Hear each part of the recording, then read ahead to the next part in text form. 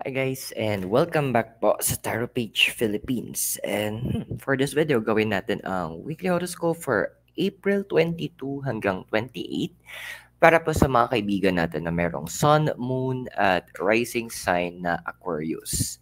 So kung bago kayo sa channel, please click the subscribe button, the bell notification, and pa-like na rin po ng video na to.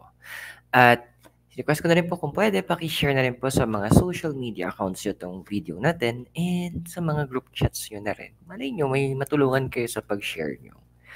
And for private readings, guys, you can message me. And for Spellworks, you can message me directly po sa Tarot Page Philippines Facebook page. The link is nasa baba. And remember, the readings, they are for guidance purposes. May free will po tayo, so let's use them wisely. And lastly, kung nais nyo pong mag-share po ng donation to support our channel, pwede nyo po ito isend via GCash or Maya or yung thank you button po sa baba. The number for GCash Maya is sa banner po, yung dumadaan sa baba. Okay. So, tingnan natin, Aquarius, ano bang kwento mo ngayon? Ano ba nangyayari? We have here the Hermit and by the book. Uy. So, ano na, ito na nga. Hermit kasi, it's connected, ano siya, it's about secrets. Tungkol din to sa mga isolation, being alone. Yung mga tipong taking, yung kumbaga, sinesecure mo yung sarili mo or sinesecure mo yung anong meron ka. Being just you, just hiding itself. Ang maganda kasi dito, with the card of the Hermit, meron akong tinatawag kasi yung the Hermit moment or the Hermit mode na kung saan this is a time na we choose to be alone. Parang nagkakaroon tayo ng isolation. And it's a good thing that nagagawin mo din siya. Kasi hindi naman sa lahat ng pagkakataon, you should be with people. And andun yung point na yung sinasabi nila na hahanapin mo yung sarili mo. Actually, ito yung gagawin mo. Dito ka dinadala ng universe. So, medyo pahabol ka siguro hinahabol mo yung Mercury retrograde. And not to mention, magpo-full moon din tayo. So, andoon na, this is a moment na, kumaga, it's a good thing na it's para sa iba, parang maninibago sila. And then, magkakaroon sila ng moment na parang isipin nila may problema ka or andun yung punto na parang kakaiba. Kasi it's not your normal eh. Pero you know for yourself na from time to time, kailangan mo itong ginagawa. So, hindi ako magtataka na some of you maybe hindi lang nag-iisip or nagpa-plan or nagko-consider na parang magkaroon ng mga sariling lakad, staycation on your own, or wala lang, umalis lang, or yung iba magkulong sa kwarto or just be totally silent. Kailangan din siya. Kasi, di ba, pag sobrang ingay kasi, may tendency maririndi yung tenga mo talaga. May tendency na mapipikon ka din. May tendency na may irita ka. And this moment of silence para sa'yo, ito yung parang moments of recharge mo. Which is kailangan mo din. Kasi nga nag-recharge ka. Ano ba nagko-cross sa'yo? 9 of Wands, tsaka New Life. Well, actually, hindi siya cross eh. It's more on cover eh. Kasi ang lumalabas dito with the 9 is about higher level of learning. So, andun yung point na sinasabi ng cards na you want something or andun na meron kang gustong i-burst out from you. Kasi, yes, sasanay ka doon sa comfort zone mo, you like, nagustuhan mo or masaya ka doon sa moment na you're alone or yung ginagawa mo is sabihin natin predictable or may pattern kang sinusundan, you're happy with that and there's no problem. Pero kasi being happy in predictable things is something na medyo may part na nauumay ka na. Sabi nga nung card sa'yo ng New Life, literal naghahanap ka ng something different. Something fresh, sabi nga ni Isabella, something new. Yung hindi siya gano'n parang ano, eh, yung kung papakinggan mo yung kantang What Else Can I Do ni Yusa Encanto, medyo relate doon yung cover mo. Yung, um, it's not it's not magical or proportional, but it's beautiful and it's mine. Tapos andun yung lyrics na, "What else can I do?" Parang ano pa ba yung puwede kong magawa? Then yung isa pang song actually naiisip ko yung mga songs na pumapasok, yung kay Michelle Branch, yung ano, "There's Gotta Be More to Life." Yung lyrics na yan, "There's gotta be more to life than chasing out every temporary high to satisfy me. Because the more that I thinking on tripping out, there must be something." Yun na nga eh. You're looking for adventure. And andoon, you're looking something na different or something na pwedeng mag-showcase ng capacity mo, mag-display ng capabilities mo, mag-enhance, maglabas ng mga skills mo. Go for it. Cover mo na siya eh. Actually, parang feeling ko related siya sa next card, which is your crowning card. Five of Pentacles and a leg up. Oh yeah, so you want to give help, but to yourself. Ito yung maganda dito. Now, yung five kasi is about action. So, in the physical realm, you wanted, kumbaga, you want to help your inner self. Medyo ano to tungkol muna sa'yo, yung lumalabas sa cards. Gusto mong tulungan yung inner self mo, yung inner child, kung ano mang itatawag mong gusto itawag dito, para ma-fulfill, para ma-enhance, mailabas mo kung sino ka talaga. Mailabas mo yung hidden capacities mo, ma-display mo, magawa mo yung mga hindi mo pa nagagawa. Waga, it's something na medyo mag-a-arise ka ngayon eh. Kumbaga, this is magiging different ka ngayon. Magiging andun sa punto na nakikita ko sa card that you are in the process. Sabi nung cards dito or yung dinedesire mo, you want to undergo do sa procedure na kung saan i-open ka. Parang open heart. Ibubukas yung heart mo para matulungan mo yung sarili mo to mailabas yung ibang potential mo. Kasi andun ka sa edge ni na alam mo meron pa. Hindi mo lang alam paano mo 'to, mapapalago, paano mo 'to mapapalabas. Now with the card, yung foundation mo kasi, the Four of Wands, tsaka Blessed. Yun nga, isa sa mga nagiging, um, pinanghahawakan mo kasi is yung structure, yung tinatawag na predictability, na madali mong ma-distinguish na eto yung ending o eto yung gagawin, eto yung, um, eto yung mangyayari.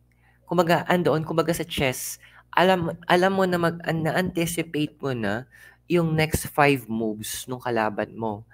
Alam mo na yung next ano mo na rin yung igagalaw mo. Pero andun kasi na sometimes predictability, yung sobrang alam mo na yung susunod, nakaka-bored din.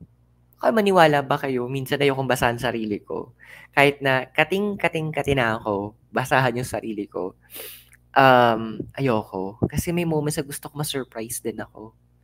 Yun yung isa sa mga nakikita mo, lumalabas sa cards mo din. You want it a surprise. Gusto mo ng kumaga sa, kanyari, exchange gifts. Ayaw mo ng na may wish list. You want it to be a surprise kung ano yung naiisip ng tao. You want to be amazed.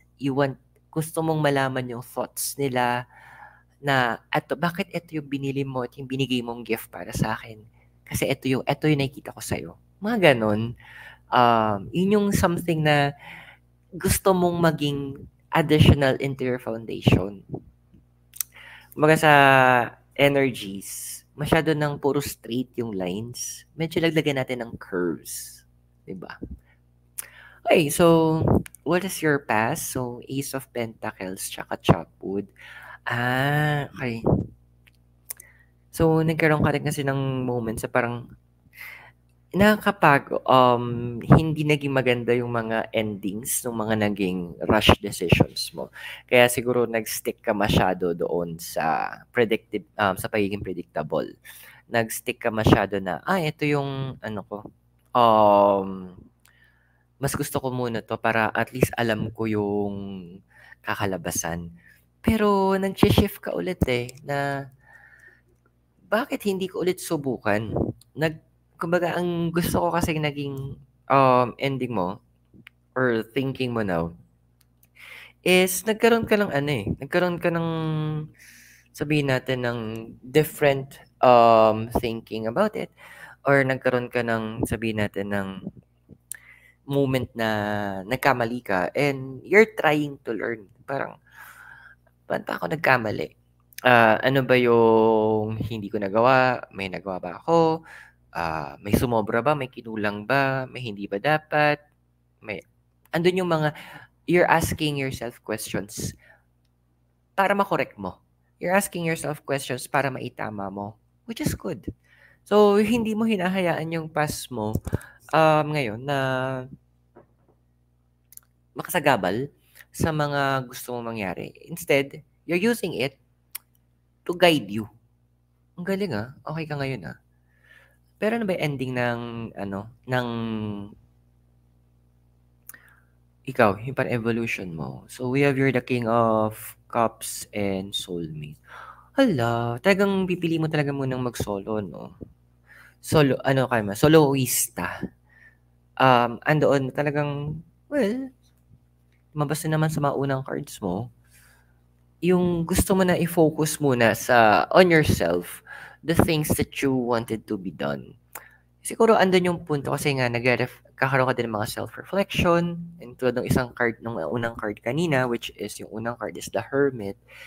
Alam mo yung one thing tungkol sa mga Hermit, sa mga palabas 'di ba, Tagalog ermitanyo.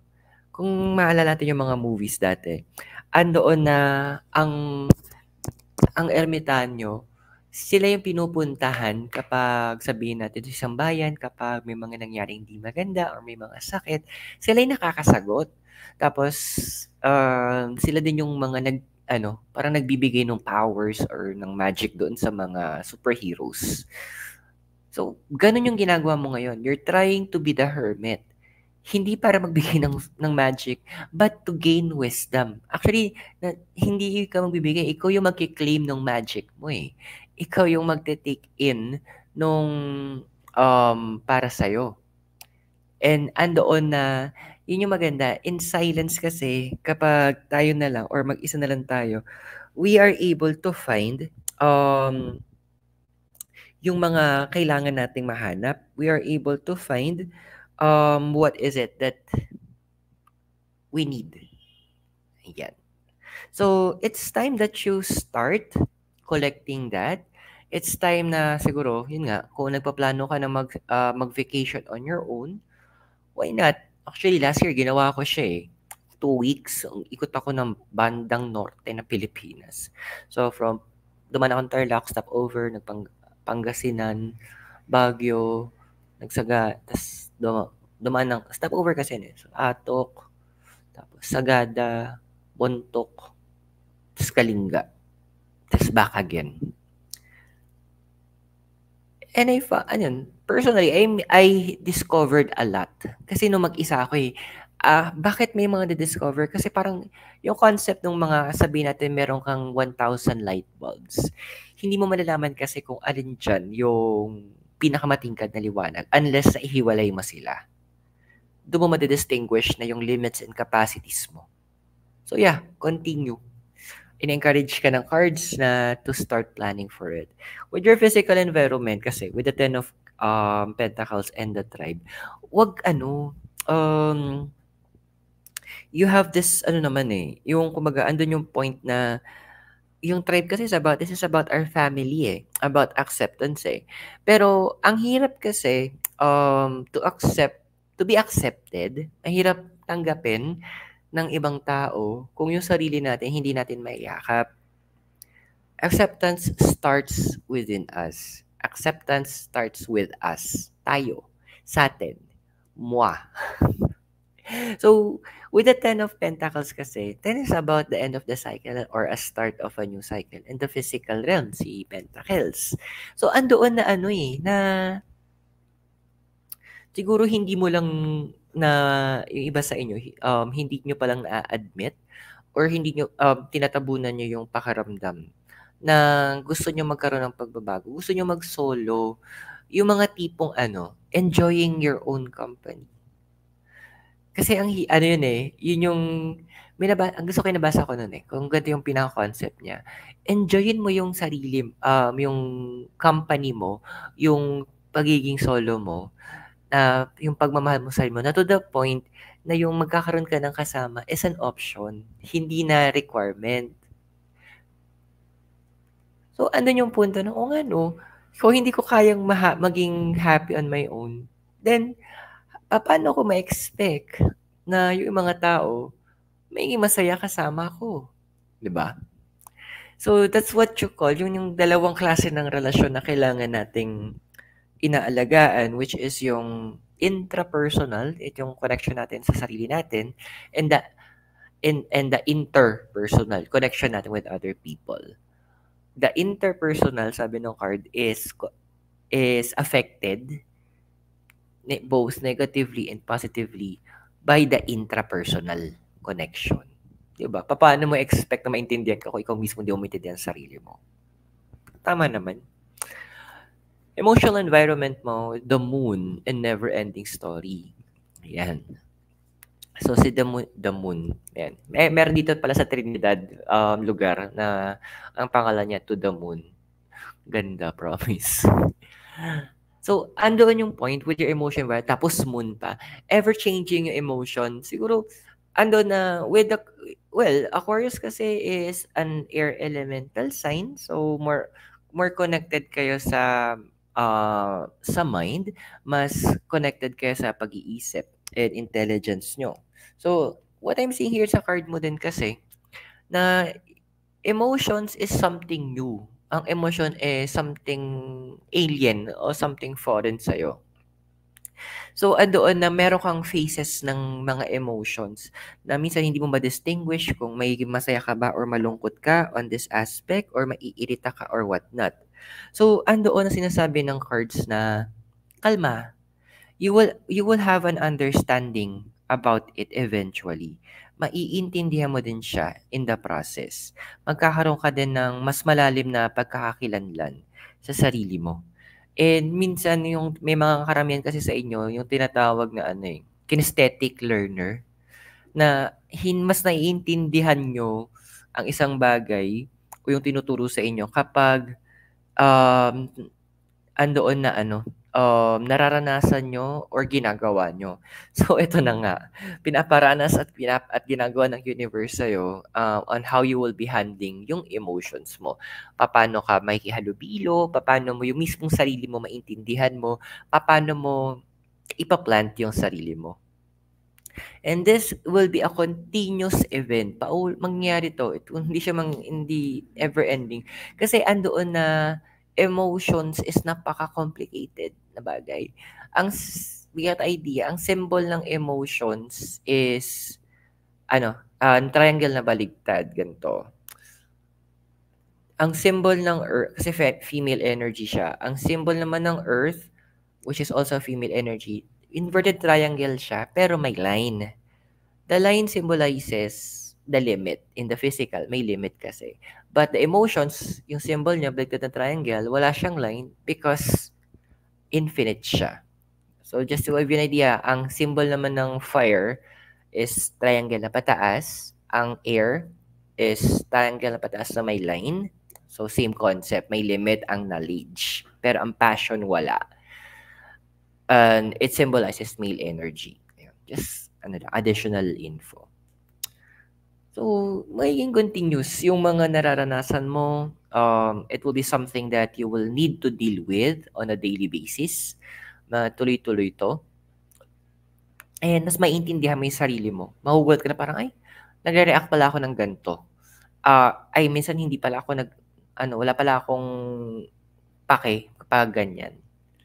So, it will be a time na medyo mas kikilalanin mo yung inner you. Now, let's check yung hopes and fears mo. Empress, mending. Well, siguro kaya din kailangan mo din ng moment to be alone.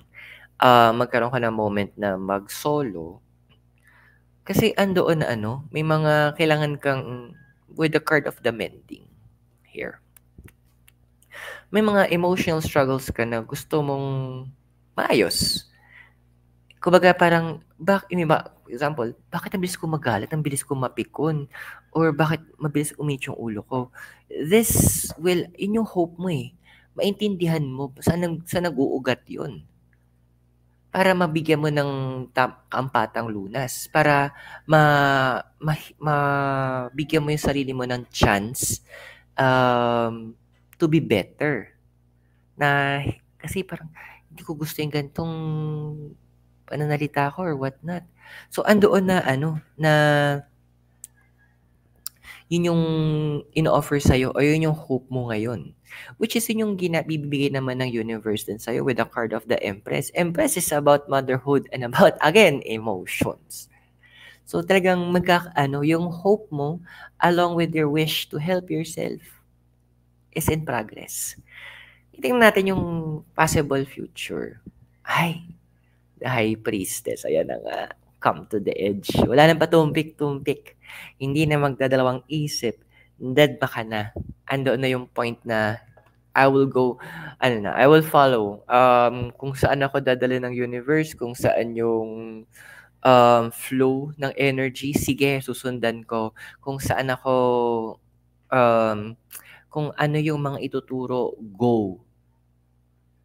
Hindi ka na, with the high priest kasi about the subconscious mind, hindi mo hahayaan yung mga overthinking mo na ngayon na mauna sa'yo. Andoon na talagang i-open mo. As in, literal, you will come to the edge of your emotions. Pupunta ka sa level na kung saan, sige, itry natin. Sige, subukan natin. Sige, alamin ko ng mas malalim. So, I wish you good luck on that part. Good luck in a positive way, Kasi, badly needed mo na to. Kumbaga, din yung point na this is something na long overdue na yung pagsosolo mo. So, I hope nakatulong yung reading sa'yo. At tandaan yung mga readings natin. They're for guidance purposes. May free will ka. Use it wisely.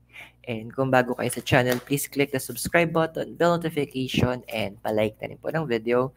And kung favor po, kung pwede natin i-share ang ating videos sa ating mga social media accounts, including your mga group chats nyo po.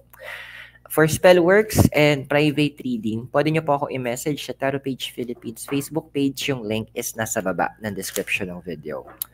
And sa mga gusto pong magbigay ng donation to support our channel, you can send it via Maya or GCash or using the thanks button po sa baba. Orius, maraming salamat sa iyo. God bless, Namaste, Hare Krishna, and blessed be. At naway, magkita-kita tayo very soon. And all the way here po from Latinidad, Benguet, you have a great day and keep safe. Goodbye for now.